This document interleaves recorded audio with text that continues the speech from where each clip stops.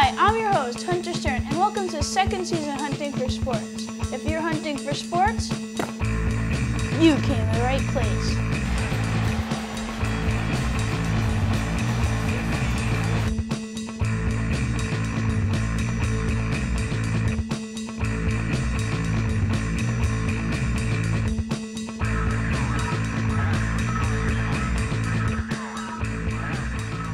In today's segment, we're going to be talking about the NFL, in specifics, the New York Jets quarterback controversy between Mark Sanchez, who's been their starter for the past 3 years, and the recently acquired Tim Tebow, who we got from Denver.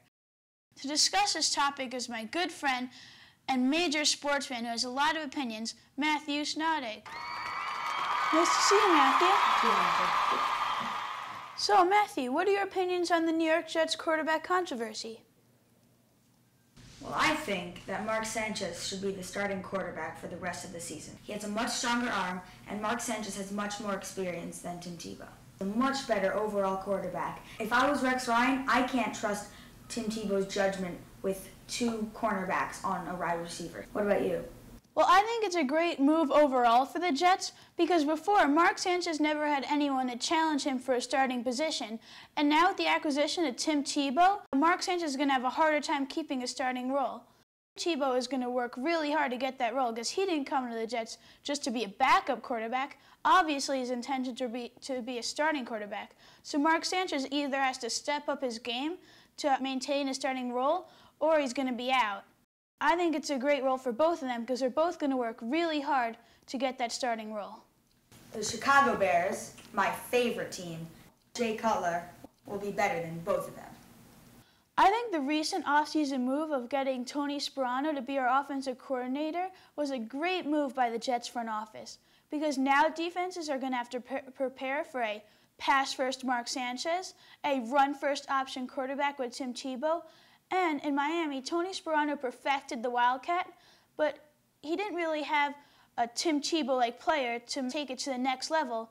The Jets are going to really try to take advantage of that. And also, Rex Ryan is trying to bring back the ground and pound mentality to the Jets. So with Tony Sparano there to bring the Wildcat, I think it's a great move. I think the Jets are going to have a really successful season. Now on to our next topic, the NFL Draft. Matthew, who do you think had the most successful draft this year? I think the Jacksonville Jaguars had the best draft this year because they selected Justin Blackmon. He can work very well with Blaine Gabbert and will then lead to a very good offense. Who do you think? I think the Cleveland Browns had the most successful draft because they drafted some key roles that they really need in their offense. For example, they drafted Brandon Weeden, the quarterback from Oklahoma State. Despite being 28, he still has tons of potential. And they also drafted Trent Richardson, the running back from Alabama, who is one of the most talented players in the draft. And I think together they will have one of the best offenses in a few years. Thank you for being on the show. You're a great guest, and I loved hearing your opinions. I hope to see you next time. Thanks for having me, Hunter. It was a lot of fun. Before we start the basketball part of the show, I just want to congratulate Tyson Chandler on winning the Defensive Player of the Year award. I think you did a great job, Tyson, and you totally deserve the award. I would like to welcome back a great friend and fellow New York sports fan, Merrick Gilston, to Hunting for Sports. Thank you, Hunter.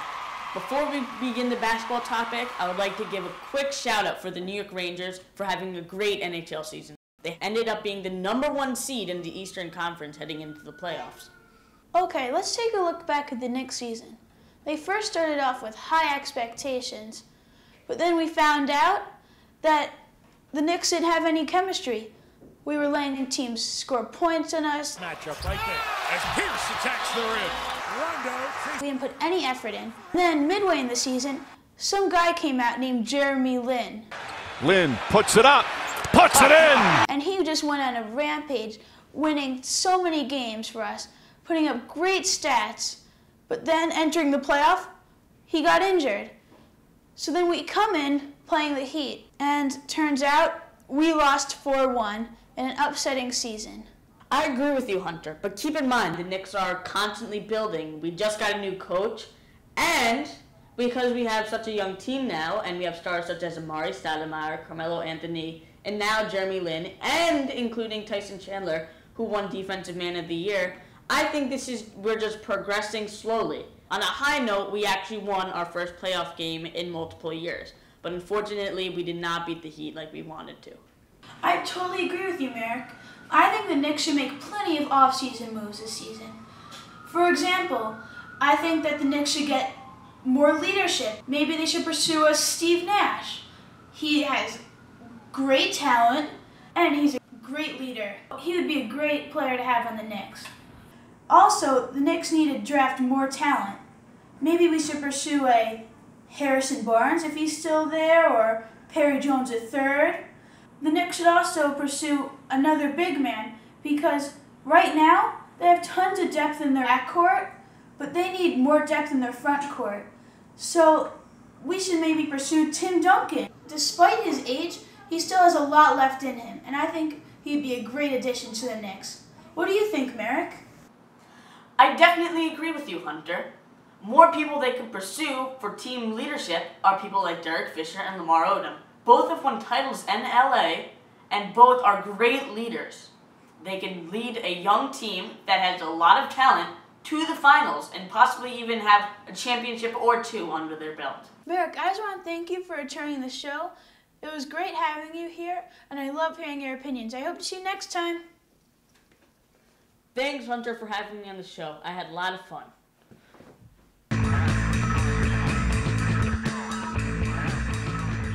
Hey, Hunter, who's your favorite New York Knicks basketball player of all time?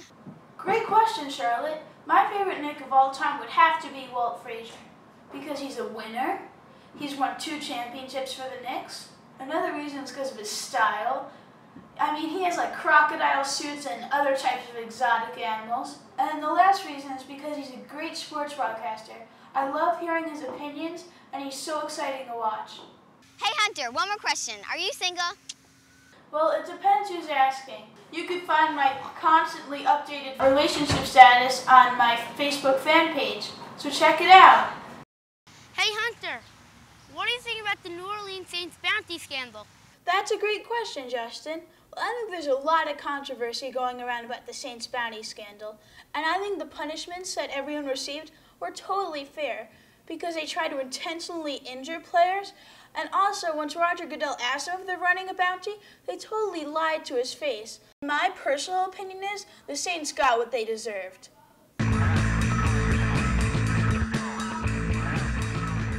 Before I answer the fan emails, I just want to congratulate the New York Giants on winning Super Bowl 46. Eli Manning and Tom Coughlin led their team to the Super Bowl and beat the Patriots. Excellent job, Giants, and I just want to congratulate you and all the Giants fans. Now, to help me answer the fan emails is my special guest, fellow sports fan, and my sister, Chloe Stern. Hey there, Chloe. Harris from Roslyn wants to know, what do you think about Mariano Rivera's injury? Is it career-ending? Great question, Harris. Well, despite Mariano Rivera being 42 and his body being more fragile than it was when he first started in the MLB, I still think he'll rebound and play healthy the whole next season and help the Yankees have a competitive winning season. Aiden from New York wants to know, what do you think about Mike Woodson being hired as the Knicks' permanent head coach? That's another great question. Thank you, Aiden. Well, I think the signing of Mike Woodson is a great move by the Knicks front office, and he just brings the Knicks another step closer to the goal of a championship title. While Mike Woodson was an interim coach on the Knicks, he had them go 18-6 through the regular season. He won the Knicks' first playoff game in 10 years, and I think the Knicks are bound to do great in the upcoming season. Thanks for watching. If you're looking for sports from a kid's point of view, you came to the right place.